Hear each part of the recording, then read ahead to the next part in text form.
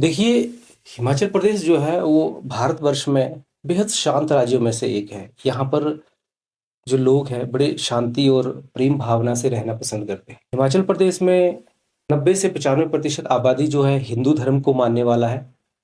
अगर आए दिन दंगे फसाद अगर इस तरह की घटनाएं हिमाचल प्रदेश में नहीं हो रही है तो इसका मतलब जाहिर सा मतलब है कि यहाँ के लोग प्रेम और सद्भावना के साथ रहना पसंद करते हैं।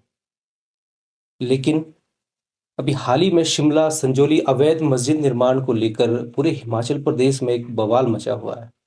आए दिन प्रत्येक जिले से इस अवैध मस्जिद निर्माण को लेकर धरने प्रदर्शन की जो खबरें हैं वो सुर्खियों में है।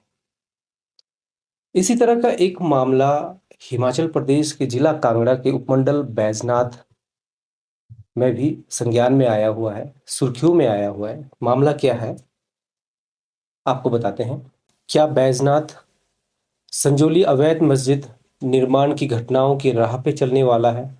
शिवनगरी बैजनाथ के गणेश बाजार में जो तस्वीरों में आप बिल्डिंग देख रहे हैं ये मिनी सेक्रेटरीट की बिल्डिंग है। इस बिल्डिंग में तमाम जो सरकारी जो ऑफिसर्स हैं उनके ऑफिस है। इस बिल्डिंग के हार्डली 50 से 100 मीटर की दूरी पर उन तमाम पुलिस अधिकारियों और अन्य प्रशासनिक अधिकारियों के दफ्तर है।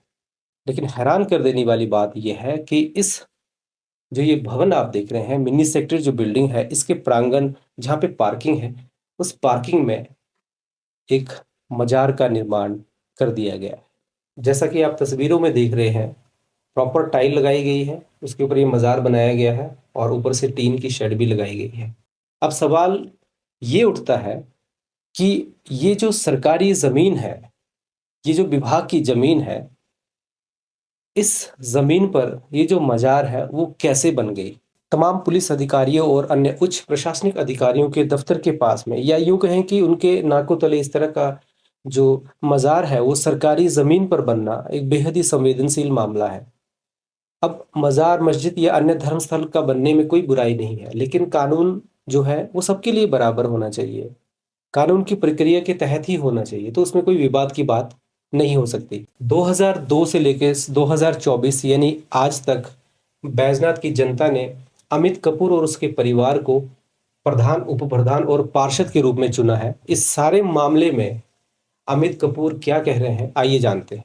इसके बारे में हमें 2018-19 में जो हमारे बैजनाथ का बजरंग दल है इनसे हमें सूचना मिली थी। तो ये उस टाइम वहाँ पे जाके बजरंग दल वालों ने इसको तोड़ने के लिए प्रयास किया था। तो शायद मुझे याद है कि प्रशासन ने मना किया था तोड़ने के लिए, बजरंग दल गया था। और ये सबसे बड़ी बात है कि ये जो चीज़ बनी हुई है ये प्रशासन के नाक के नीचे बनी हुई है।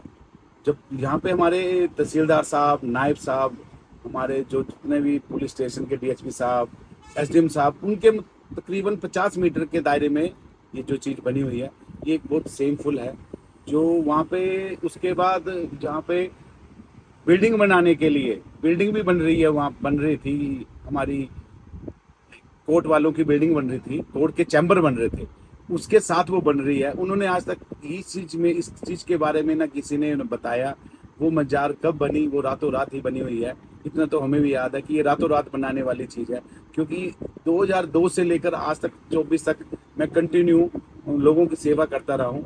तो हम इस चीज़ को हम देखते हैं कि ये बीच में जो मजार आई, और सबसे बड़ी बात है कि यहाँ पे जो मोहम्मदन फैमिली है यहाँ पे ना के बराबर है, ना के बराबरी है यहाँ पे है नहीं इतनी कि जो ये मजार बनी है तो रातों रात। ये तो एक सोचे समझी चाल है। ये जो मजार है ये अवैध ही है, और हम प्रशासन से चाहते हैं कि प्रशासन इसके ऊपर जितने ज़्यादा से ज़्यादा इसके ऊपर कार्रवाई करे। देखिए, हिमाचल प्रदेश में सरकारी जमीन पर मंदिर या मस्जिद बनाने के लिए एक प्रोसेस को फॉलो करना होता है। उस प्रोसेस के तहत सरकारी जमीन पर मंदिर या मस्जिद बनाने के लिए जिला मजिस्ट्रेट यानी डीएम को आवेदन देना होता है। इस आवेदन में मंदिर या मस्जिद बनाने का जो मकसद है वो साफ साफ बताना होता है। इसके बाद डीएम ये सुनिश्चित करता है कि इस इलाके में मंदिर या मस्जिद बनने से कानून व्यवस्था पर कोई असर तो नहीं पड़ेगा या किसी समुदाय के बीच में कोई तनाव तो नहीं बढ़ेगा। अगर डीएम संतुष्ट हो जाता है तो मंदिर या मस्जिद बनाई जा सकती है। इस सारे मामले में बैजनाथ के एसडीएम डीसी ठाकुर जी क्या कहते हैं आइए बताते हैं। तो ये मैं 10 साल पहले भी देखी थी, वो ऐसी ही है, बनी हुई है।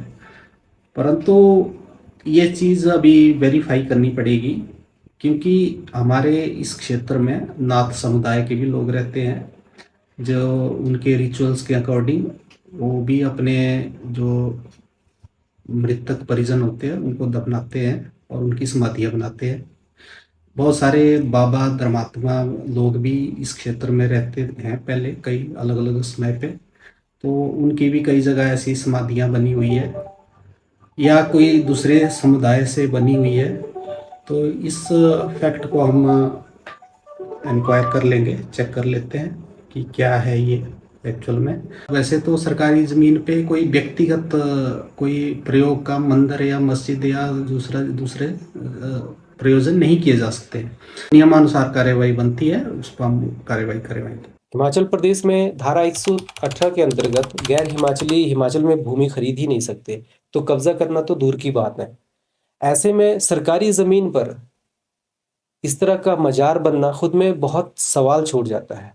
ये मजार किसने बनाया, कब बनाया और इसकी देखरेख कौन कर रहा है, इसकी अभी तक कोई भी जानकारी नहीं मिली है। वहीं हिमाचल प्रदेश लोक निर्माण विभाग के मंत्री विक्रमादित्य सिंह कह रहे हैं कि देश में वक्फ बोर्ड को लेकर कानून में नियमित और ज़रूरी बदलाव होने ज़रूरी है।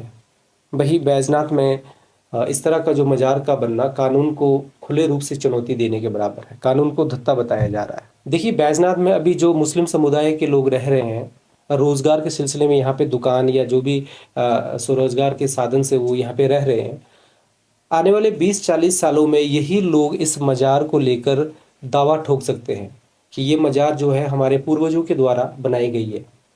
तो संभवतः ये मजार कल मस्जिद में भी तब्दील हो सकती है। और वक्फ बोर्ड जैसी संस्था इस तमाम ज़मीन के साथ इस मिनी सेक्रेटरीट को भी अपना वक्फ बोर्ड की प्रॉपर्टी घोषित कर सकती है, वो दावा कर सकती है, इसमें कोई दो राय नहीं है। क्योंकि जो वक्फ बोर्ड तमिलनाडु के 1500 साल पुराने गांव पर दावा ठोक सकती है, तो यहाँ इस मजार के चलते इस हिमाचल प्रदेश सरकार की भूमि पर दावा ठोकने में उसे कोई आपत्ति नहीं हो सकती। अगर ये मजार वैध है तो संभवतः हिमाचल प्रदेश सरकार या विभाग द्वारा ये मजार बनाने के लिए ज़मीन डोनेट की गई हो या बेच दी गई हो।